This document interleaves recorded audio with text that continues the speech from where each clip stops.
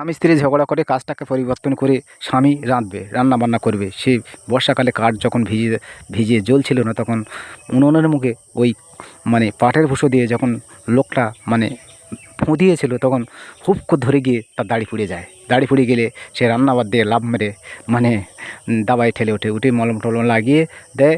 School থেকে ছেলে বাড়ি এসে বাবাকে চিনতে পারছিল না, তখন সে বাবাকে গালাগালি করছিল। বাংলার গাল কী গাল সে বুঝতে পেরেছেন। গালাগালি করছিল, সে তখন বলছিল আমি তোর বাবা। তখন আরও গালাগালি করে। তখন বাড়ি থেকে মাঠেতে গিয়ে ওর মাকে ডেকে এনে বলছিল এই সে অমুকির বাচ্চা তমুকির বাচ্চা, এই সে চুরি করছিল আমাদের ঘরে। তা বলো, মেয়েরা হয়তো বাড়ি কাজ করে, আমরা ভাবি হয়তো এই কাজগুলো সহজ, কিন্তু মেয়েরা মানে সে কাজগুলো সহজ না। তার বাচ্চা লালন পালন করে, বাড়ি ঘরদোর মানে সাজানো গোজানো সমস্ত কিছু ধরলে সবাই কিন্তু কষ্ট করে। সবাইকে সহযোগিতা করা দরকার।